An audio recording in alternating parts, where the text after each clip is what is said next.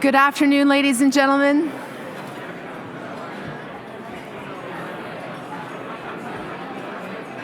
Good afternoon, ladies and gentlemen. Please take your seats. We're going to begin shortly. Watch behind you, Mike.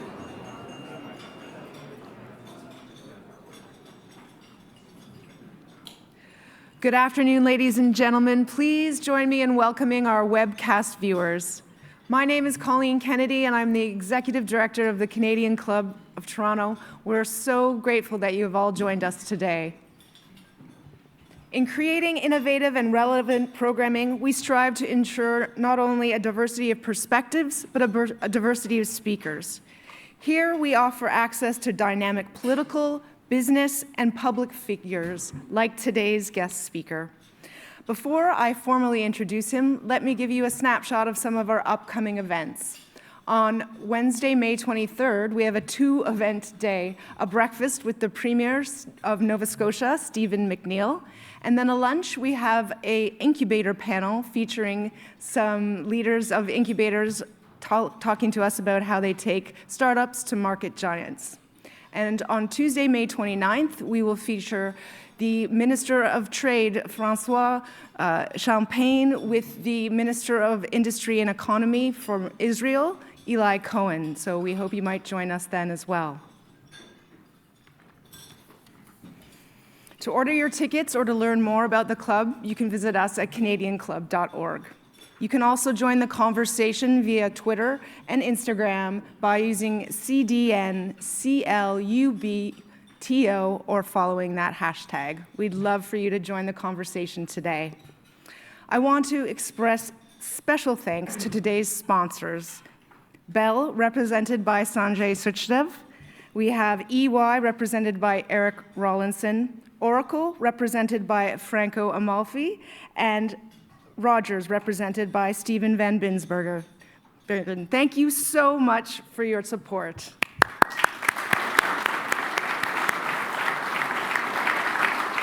I also want to acknowledge the youth and young leaders we have in the room from the University of Waterloo's Department of School of Planning. Can you have a stand up? And we're so glad you're here.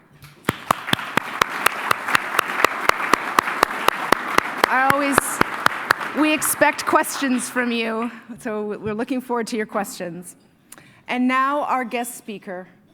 Members and guests, don't forget, if you have a question, there are question cards on the table that our volunteers will collect, and we'll pose them to Mr. Kolm later.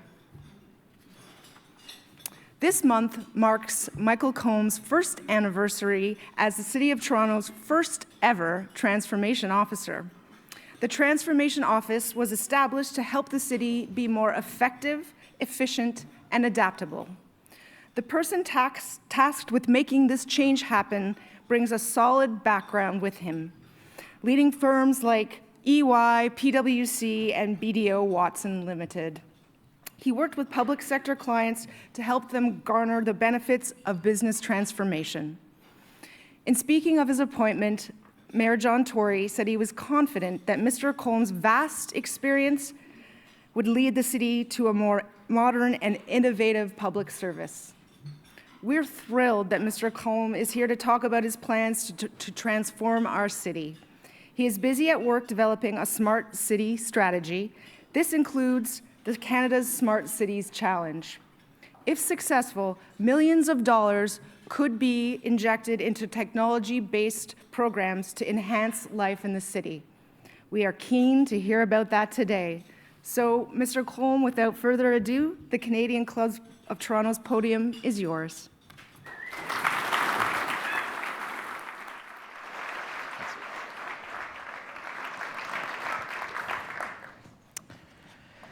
Thank you very much, Colleen.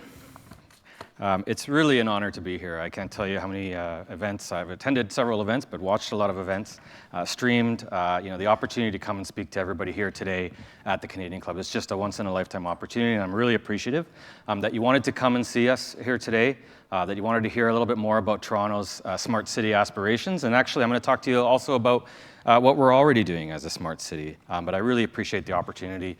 It's a real honor. Maybe I'll just start with just a quick question of the audience. How many people here are from Toronto or the GTA? So most of you. How many of you think that this is a great place to live? Right? I think pretty well everybody, right? Maybe even people who don't live here think it's a great place to live, right? How many of you think it's one of the best places in the world to live? Right? I agree. How many of you think we're a smart city? Yeah. So that's a common percentage. It's fairly low. You know, I'm going to do my best today to show you how we're smart in many ways, but I really want to do the other objective here is to really convince you that we're doing and we're going to do a lot to become a smarter city, and we're really excited about the opportunity to do that, but we're really especially excited about the opportunity to do it with you, right? Because we're not going to become a smarter city by doing stuff at City Hall, right? That's part of it. We're going to do things at City Hall, but we're going to become a smarter city by collaborating with the people in this room and the bigger ecosystem that we have here in Toronto, and the energy and then the enthusiasm. When everybody raises their hand and says we're one of the greatest places in the world to live, how do we keep it that way, right? How do we make it an even better place to live? So I want to start maybe with a little bit of a reflection and change gears a tiny bit. A little bit of a reflection on what happened 2.5 weeks ago on April 23rd. Of course, it was a beautiful, sunny day in Toronto. Unfortunately, the unthinkable happened. We had a terrible attack. I was actually working from home, taking care of one of my children was sick, working from home. Started to receive a barrage of Twitter updates and emails. Of course, I turned on the TV, I think like all of us did. Was glued to the television set, figuring out what's going on here. What's this attack? Is it a terrorist attack? What is it?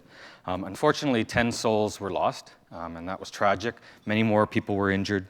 And I think we all held our kids a little bit closer that night. Those of us that have kids held them a little bit closer that night. So this was one of the worst attacks in Canadian history, and it was a really sad day and a really tragic day.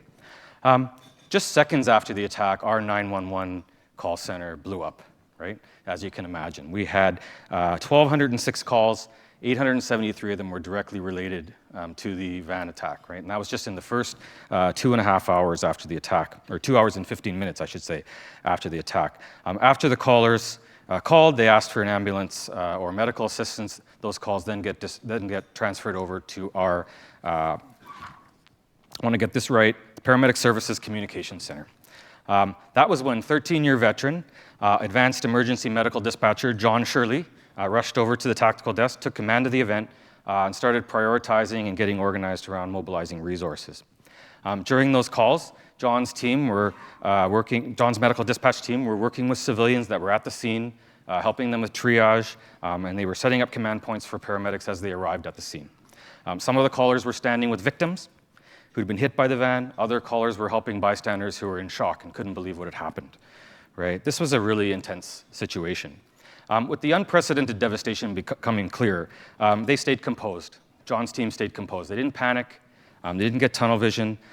They started using their tools, their data, and their connected technology to make decisions about how to respond to this terrible attack, right? I would like to take this opportunity to acknowledge two incredible public servants that are here with us today. First, and he's been introduced at the head table here, is veteran commander Steve Veneris.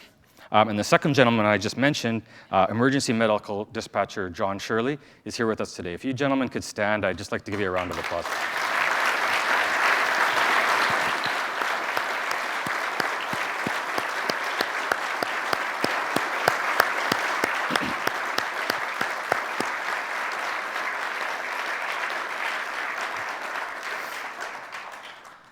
Thanks, gentlemen. It's a real pleasure and honor to work with you in the Toronto Public Service, and I know we're all really appreciative. So, we have excellent people, we do excellent work, but I want to stress that we do that in a smart city way already, right?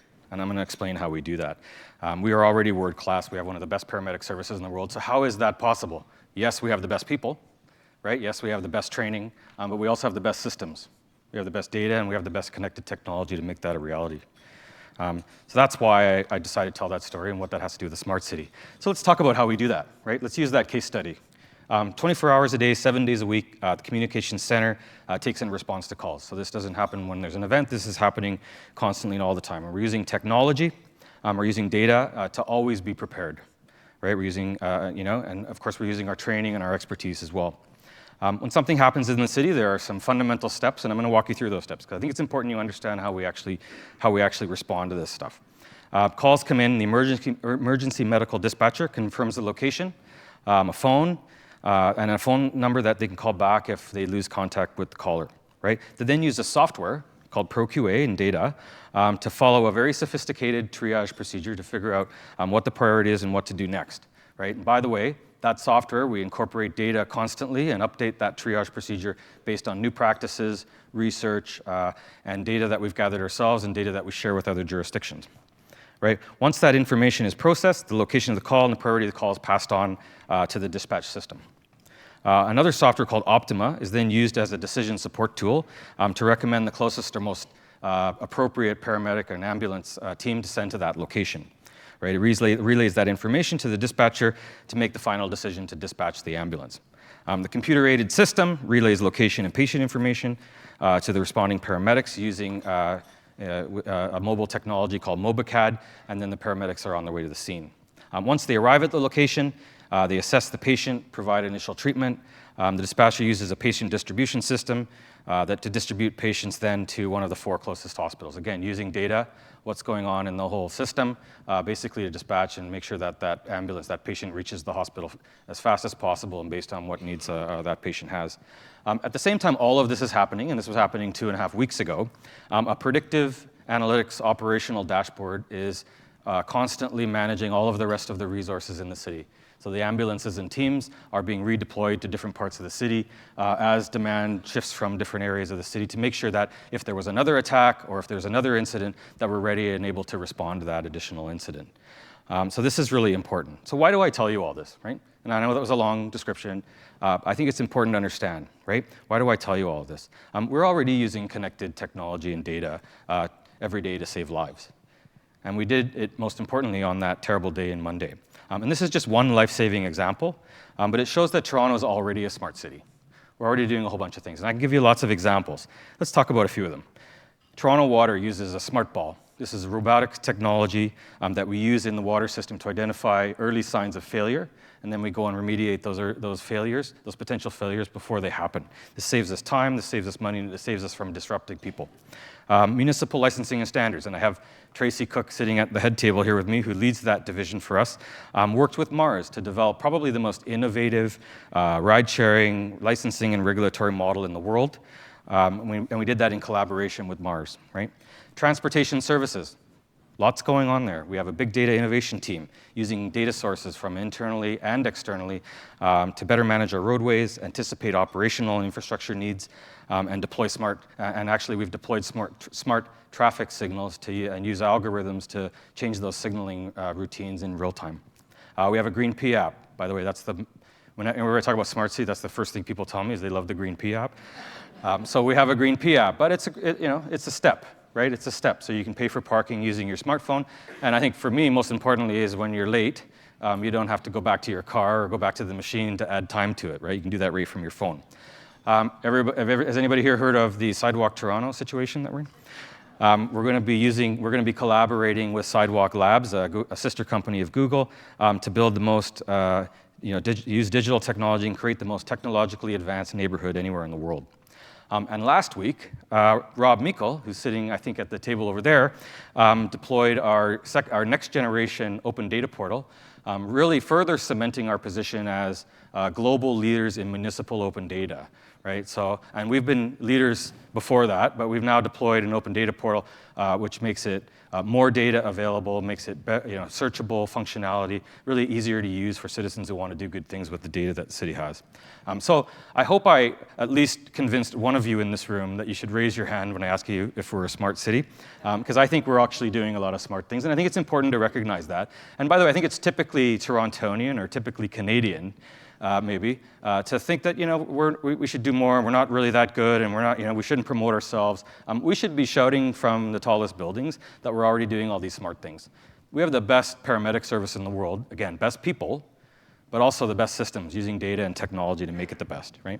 So all of these things are really important. Smart city, I call it Smart City 1.0. So we need to deploy all these technologies and all these sensors, and there's a whole bunch of things we can do to make sort of that first generation transformation happen. So we're doing that in infrastructure, energy, environment, in mobility, managing buildings, city planning, water, solid waste. We're using connected data and technology all over the place. However, However, we still face significant challenges. So how are we sort of addressing our significant challenges using those strategies? So we're deploying all these things. Are we doing it in such a way that we're actually going to solve our big problems? Right? And let me talk about some of those big problems. And these aren't news to you, but we have some big challenges. Great city, best place to live in the world, highly ranked, but we do have some challenges. Quickly growing population. We have 100,000 new residents coming here every year. Unparalleled diversity, and because of that unparalleled diversity of needs. Right? We have new Canadians, all sorts of different people coming to the city. Growing gap between rich and poor. So we used to talk about 3 classes of people in Toronto. Now we more often hear about 2 classes of people in Toronto. Mobility, capacity, and congestion issues. I think you all know about that. Housing affordability, housing access, massive, that's a really big challenge in Toronto. Aging infrastructure, where are we going to get the money to upgrade that aging infrastructure? Changing climate and the resilience challenges that result from that. Poverty, homelessness, the list goes on, right? So we actually have some challenges that we do. So what are we going to do about those challenges, right? I could talk to you about sensors and robots and drones and LED lighting and wearables and a myriad of other technologies. And those things, by the way, would all be important, and those are all strategies that we should be employing right now to solve challenges. I'm not suggesting that any of those things aren't good ideas in the right circumstances. But I'm not going to talk to you about those things. What I'm going to talk to you is about what are we doing Smart City for? What's the reason? Right? We're doing Smart City for people. Right? We're doing Smart City for you. And we're doing it for our businesses, our visitors, and most importantly, our children. Right? So we're trying to create a better city for our children, for the next generation, right? We're going to build some really interesting things. It's going to be available for the next generation. So I want to talk to you about what I sort of call Smart City 2.0, which is, yeah, we've hit some of the infrastructure pieces. We need to keep working. Now let's hit some of the people things. Let's try to figure out how can we really direct those resources towards making people's lives better. So how are we going to do that? 4 things I want you to think about. 1, social and economic outcomes, right? How can we channel those resources that no one gets left behind? 2, how do we overcome barriers to education, social and cultural participation, digital economy, employment? I'm going to talk a lot more about that. 3, how do we drive towards a city where everybody is civically engaged? So how do we actually participate and engage with our government in a more effective way so that we're making good decisions and we're reaching the people that we need to? And 4, how do we become more caring and responsive to the people who are in need? Right? So how do we make it a more livable city? I love the technology stuff. But I want, the city I want my kids to live in is the Smart City 2.0 kind of city. So let me offer a definition for you that maybe is a little bit different than some of the definitions you've heard if you've been in the smart city space and smart city ecosystem. A smart city enables their residents to become smarter by breaking down systematic barriers to achieve meaningful outcomes for residents through the use of data and connected technology. Right? That's a definition I think I can get behind. Probably still too complicated. Maybe a smart city is just a city that makes its residents smarter is a smart city. Right? Maybe that's the simplest definition we can do. Like, what if we sort of help our people be successful? That's probably a smart city. Let's use all of those strategies to help people. I know a lot of you came to hear me talk about the federal government challenge, and I'm going to get to that. But before I do, I'd like to just give a nod, and I don't know if there's anybody here from the ministry, but I would like to give a nod to the Government of Canada. Because I think they actually did a good job on the Smart Cities Challenge in terms of encouraging a narrative around becoming a smarter city that was really necessary and needed, right? And that is, a catalyst to, they created a challenge, which really for us was a catalyst to long-term, integrated, citywide sort of thinking about how do we use these opportunities to help people. And for us, some outcomes that are really important to us in terms of the challenge, but in terms of our smart city strategy in general, would be these things. It really prompted city council, staff, and I think all Torontonians think differently about how data and technology can be used. We know it can be used for entertainment purposes. We know it can be used to help us navigate the city a little bit better. We know about some of those opportunities, but what can we do with data and technology to actually make life better for example, vulnerable citizens in our society? 2, it enabled solutions focused on social and economic outcomes, right? So it wasn't just about certain infrastructure outcomes, about social and economic, right? 3, broke down internal and external silos. So the great thing, and I didn't expect this when I was asked to take on the Smart Cities Challenge, but I had hundreds of people call me from, senior people from industry across the city, from a lot of the companies and a lot of the people sitting here in this room called me and said, how do we get involved? We want to work with you. We think our corporate mission is aligned with the things that you're talking about, Michael. Can we work together on this? And of course, the answer was yes. We're going to work together on all of this stuff. By the way, academia, students, community partners, Everybody wants to work with us on this, and we're really excited to get going. But the fourth thing, and I think probably most importantly, is it inspired everybody to think big. Right? So I know we talk sometimes, but you can't fix everything at once. So, but if we think about the big challenges, and we're going to do lots of little things to solve big challenges, but let's think about those big challenges in a smart city context. So that, I think really the Smart City Challenge was about, convinced us that actually this is an opportunity to really be big in terms of the sort of largest and biggest transformational impact that we may ever affect on the city of Toronto. And really, and a lot of people here I think are in my generation, probably a lot of younger people too, but it's really our generation's chance to leave a better city for our children, right? That's the opportunity, right? And yes, it's about technology and data, but that's the opportunity. So let me tell you about Toronto's approach and the process we use for the challenge. We tried to do as much public consultation as we can, not just because that was how they're going to evaluate, because it's the right thing to do, right? We didn't want to make this decision at City Hall, what are we going to propose, right? We have lots of ideas at City Hall, but we really wanted to go and ask people what they think.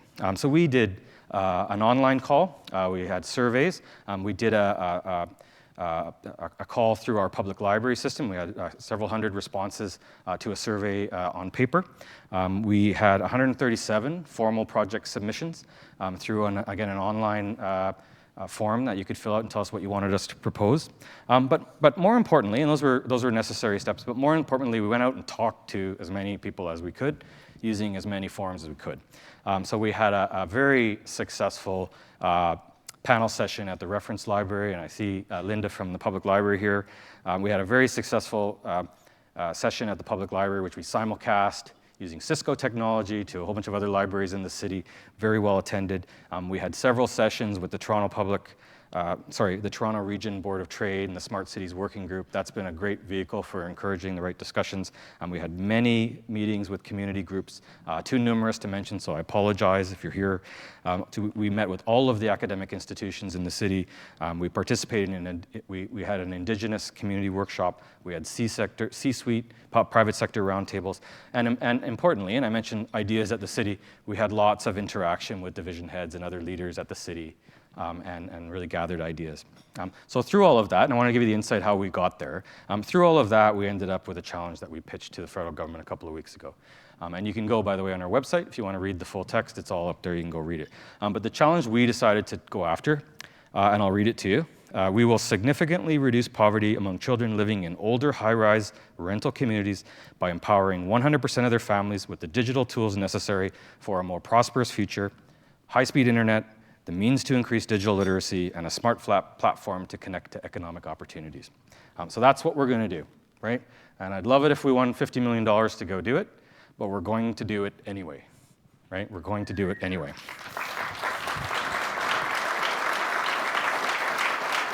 Yeah. Just don't tell anybody in Ottawa that, because they may not give us the $50 million. By the way, it was an amazing process in that we had really good time engaging with everybody out in the community, but what was amazing about the end of the process was that everybody in Toronto that we talked to was universally aligned around this challenge, and that this was a doable, achievable, manageable challenge, and that we should go and solve this problem, because we can, right? Because we can, right? So let me tell you a little bit about the towers. 500,000 Torontonians live in older high-rise buildings in the city of Toronto. That's almost 1/5 of our population. It's probably a little bit more than that, actually. There are about 1,200 towers that we're talking about here. So these are the older apartment buildings, most of them built before 1985, post-war towers. They really are the core of Toronto's affordable housing stock, right? They really are the core of our affordable housing stock. This is where you go when you need affordable housing, right? And as you know, we have a long list for community housing. They're home to many larger families. They tend to be slightly larger units than the units being built today, so they're home to larger families. They're often the first place where new Canadians come and situate themselves when they come to Toronto, right? So there's lots of new Canadians there. They also have a higher proportion of youth than other parts of the city, right? So that means they really represent the future of our city as well. So they're an important part of our city. These towers were designed as Tower in the Park. You know the clusters that I'm talking about if you've driven around the city of Toronto. They tend to be isolated physically, right, from lots of services, transportation, education, childcare, other programs that link residents to their communities, make it easy for those residents to have those opportunities. So as a result, a lot of those residents, a lot of those families have to overcome more barriers than the rest of us here in Toronto.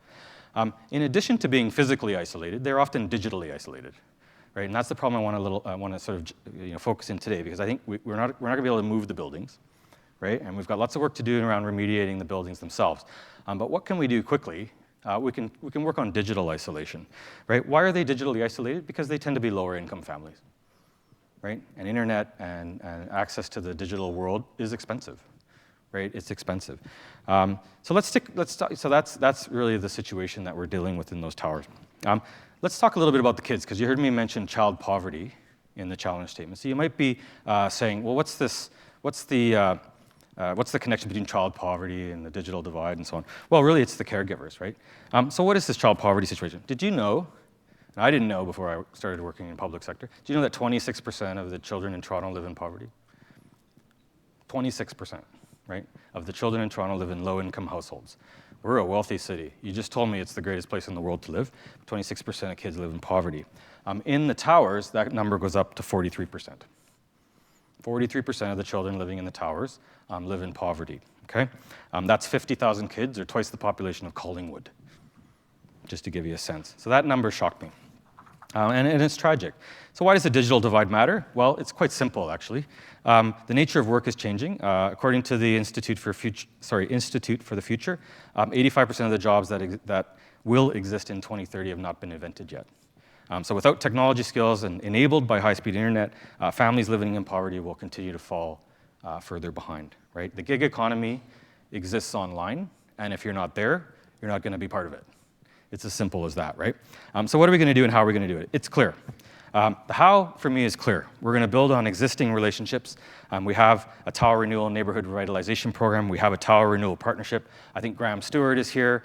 He's the champion in the City of Toronto. He's a hero in terms of the tower renewal partnership, and he's already been working on this for many years. But how are we going to do that, working with Graham?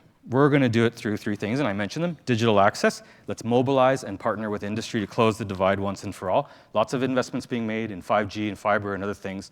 Let's collaborate and actually close the divide as we make those investments. Let's scale that affordable internet access, working with the partners, right? Working with the telecommunications industry, working with the owners of the buildings, and working with other partners to make that happen. Digital literacy, we're going to partner with the organization that's probably the world-leading organization on digital divide and digital literacy, the biggest, busiest, and most respected public library system in the world. Who do you think that is? The Toronto Public Library, right? So if we were going to pick any organization in the world to do literacy and digital divide, we would have picked the Toronto Public Library. So that's going to be it already is a crucial resource for residents struggling with digital divide. We're going to continue to work with them, and we need to expand greatly what they do and bring those services to a greater number and more targeted set of community residents. They have 100 branches. Kids already in those communities, by the way, use the services of the library. We've been to some of these libraries. Kids come there and use the internet until 8 o'clock when the library closes, and then they sit outside until 10 o'clock when we turn off the Wi-Fi, right? So that's already happening, right? For many kids, this is the only place where they have access. And we've done surveys, and for many kids and many people that go and use those services, this is the only place they have high-speed access. And the other thing we need to do, by the way, and I'll do a quick plug, and I know I'm running out of time, I'll do a quick plug on awareness of digital literacy. We're doing Digital Literacy Day. I think many of you are involved in partnering with us on that. That's on May 31st, so go look up more information on that. The third thing is the platform. So we're calling it the Smart Connected Communities Platform. So the first thing about the platform is, people ask, well, what is a platform? What are you going to do with a platform? The internet can be a very difficult place to navigate. There's so much happening for people who are looking for specific resources, who have specific needs that are local to their community. It can be difficult to obtain those resources and fulfill those needs. So what we need to do is provide a broad, public, private, NGO, and stakeholder-driven platform. So we need to make sure that we're offering opportunities and services to people in a very targeted way, in a very data-driven way. And this will bolster digital connection with physical intervention. So let's bring services using the digital platform to enable that. One thing I do want to say, we've been talking a lot about towers and low-income families and children living in poverty in the towers. The ideas and the platform and the structures that we're talking about here today can be brought to other communities in Toronto, other communities in Canada, other communities in the world. So this is scalable, right? So we're going to do this because this is where the need exists, and then we're going to take it to the rest of the world, right? And we're going to be the experts in poverty reduction, and cities are going to come to us and ask us how to do it. One thing I want to say is owning the data. It's really important for us to own the data, the public, you, to own the data. This platform, it's the service delivery vehicle, but it's also the way we will identify needs, adapt to changing needs, and measure success, right? So that's actually the power of the platform. If you think about it, it's the opportunity to use the data that we generate through the platform. We think this will be the turning point in Canada, combating digital divide and economic divide. Like, we really think this is the lever that we need to pull, and this will become the de facto standard for doing that. We have thousands of ideas about how to leverage the platform. Like I mentioned, all of the roundtables we had and all of the really interesting private sector discussions we had. We literally got thousands of ideas, and I don't have time to go through all. Maybe a couple of use cases. Imagine a working mother who needs to upgrade her skills after being out of the workforce. She would be connected with appropriate development support and child minding in the community, allowing her time to study. Right? Imagine a community service worker who's looking for support for an elderly individual. Right? What if we could just quickly connect that community support worker to a volunteer who wants to do something in that building for a couple of hours a day? Imagine city staff looking at patterns of service delivery and service usage, not having data to understand how people can navigate different service opportunities and solve problems, and that city staff being able to quickly build pathways to better outcomes. Imagine using machine learning and advanced analytics and AI to really look at what people are looking for on the internet in those communities, and just the way that Amazon tracks what you do on the internet and provides options for things that they think you should buy from them. So those are just a few ideas. There's hundreds of ideas. What do we need to do? What's the call to action? So what am I asking for here today? And I had to ask for something, right? I think there's really four things that I think if you're going back to your organizations and you're thinking about, well, how can I sort of embed this thinking into what we're going to do and what outcomes we're trying to drive? Number one, make inclusion intentional. Make inclusion intentional. As we think about what we're deploying in our services, let's think about inclusion. Let's think about who's getting left behind. Mobilize industry and non-traditional partners. So we need to bring non-traditional partners. Graham knows this really well. We need to bring non-traditional partners to the table to solve problems in those communities. It's not going to be the people you think they are and the companies that you think it is. Develop innovative strategic partnerships. So we have to change the way we engage with you. We have to change the way we get together and solve problems. We got to do it faster. We got to do it in much more innovative ways than just standard old-fashioned ways of solving those problems. And of course, the overarching thing is break down silos everywhere. So I'd be the first to say there's silos at City Hall, but there's also silos between City Hall and other aspects and other members of the community in terms of private sector, NGOs, not-for-profit sector. I'd like you to think about how you could play a role in doing those four things and how we can work together to create a truly smart city. One of the most interesting and exciting parts of my job is the opportunity to work with you, right? I mean, it's interesting. I love the people at City Hall, but the opportunity to get down and do these kind of sessions and have workshops with you, that's where we get some real power and real creativity, is the opportunity to collaborate with all of you in terms of solving this problem. So I've said this, and my assistant gets mad at me when I say this, but my door is open, right? And I absolutely mean that. Like, come and see me. If you have an idea, we'll talk about it. My door is open. I'll give you my card if you want to come see me. I'm going to wrap up in a few minutes. I'm being told that I should.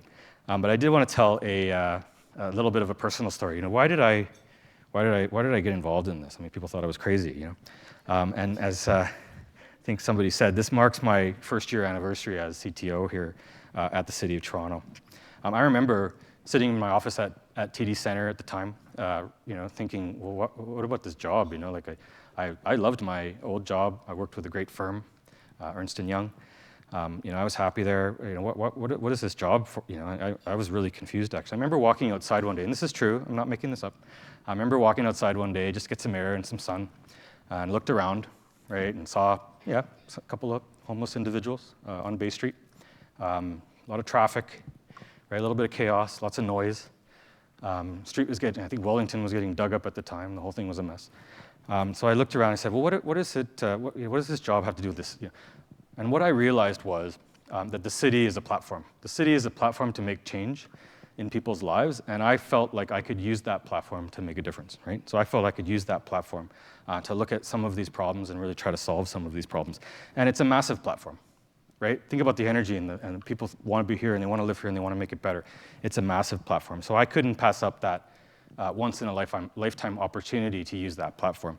But actually, I realized a few months later that it isn't about going to work at the city, right? We all have the opportunity to use that platform. Whether you work in the city or you don't work in the city, we all have the opportunity to use that energy and that platform to solve problems. So I would say, this is bigger than us, right? And let's try to work on it together. So in conclusion, you and your organizations, we can all kind of get together and solve some of these challenges. Low-income families in tower communities is one. We've got lots of other ideas. Come and see me. We need to work on this. And on this one, let's think about digital divide so that we don't leave these kids and these families behind. Because if we do that, another generation of that, and we'll really have a serious problem. Thank you very much.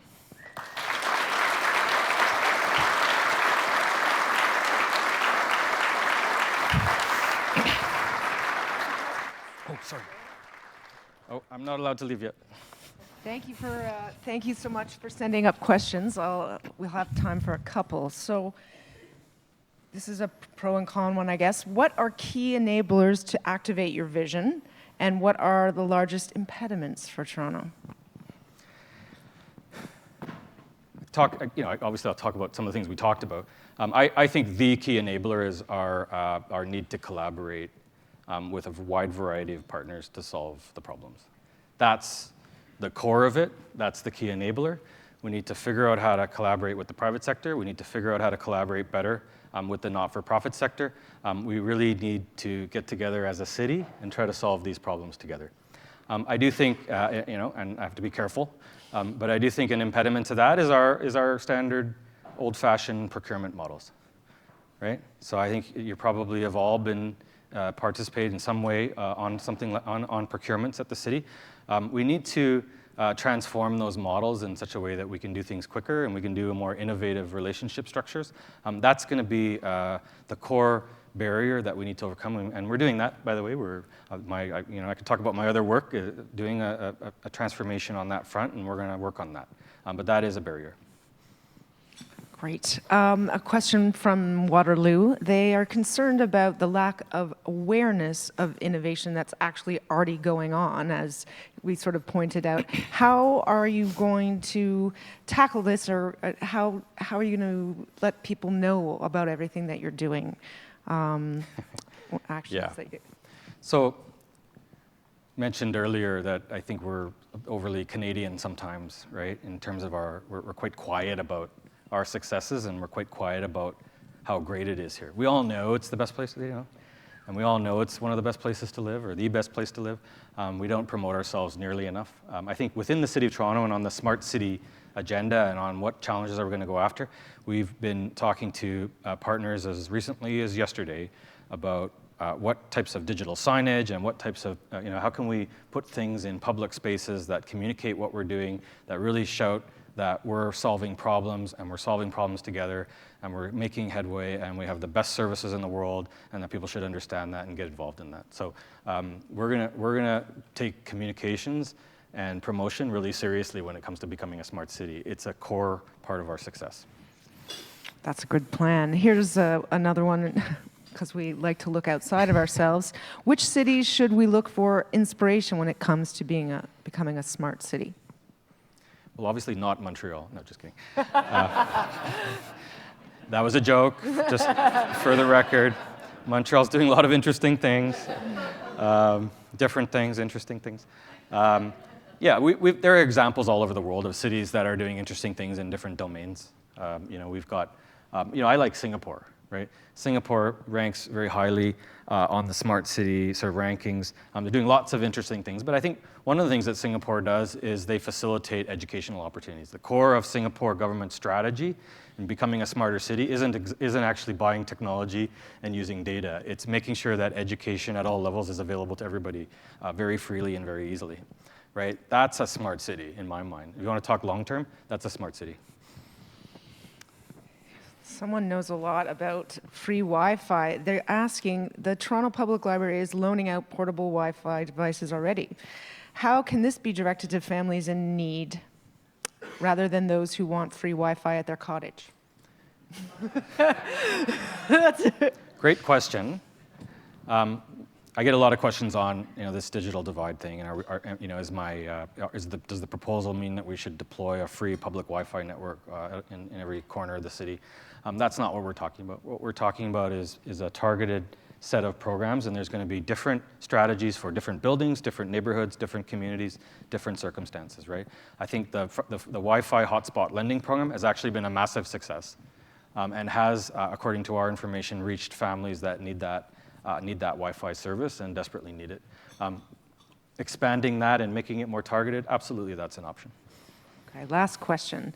So you spoke about some obstacles that Toronto faces, the homelessness and those things, poverty, all of the. Do we have to overcome all of the challenges before we become a smart city? Is it taking care of all of the things, or are we smart after tackling one or two? When does the transformation office close? When? Well, I'm 45, so retirement age. No, it's a good question, and a little bit of a philosophical question. Is a smart city a mindset?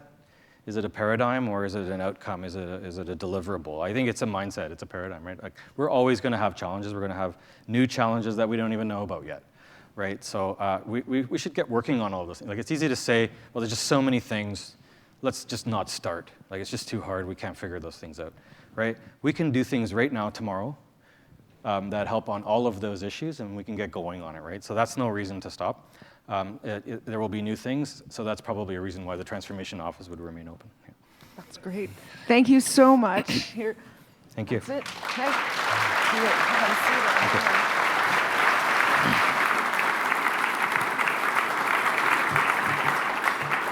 Thank you all for those smart questions. Mr. Kolm, on behalf of the Canadian Club of Toronto, I want you to thank you for sharing your exciting transformation plans for our great city. Based on your experience, it is clear to see why you were selected to lead the change that will make us a smart city in every sense of the word. Canada's largest city already enjoys the distinction of being one of the world's best places to live. The plans you shared with us today will secure and enhance our position on the world stage into the future. Torontonians and visitors stand to reap the benefits of a more effective and modern infrastructure. The social, economic, and environmental rewards that you let us know about will secure our enviable position as a leading metropolis. We wish you abundant success as you pursue and implement the city's transformation agenda. Thank you so much.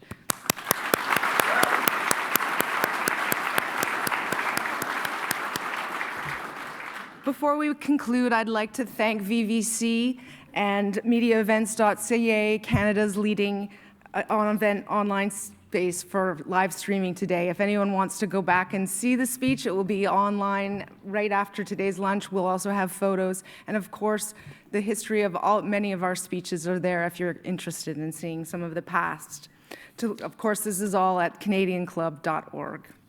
I would like to once again thank our sponsors, EY, Rogers, Bell, and Oracle, for supporting this event. We couldn't make it happen without your support, so thank you so much.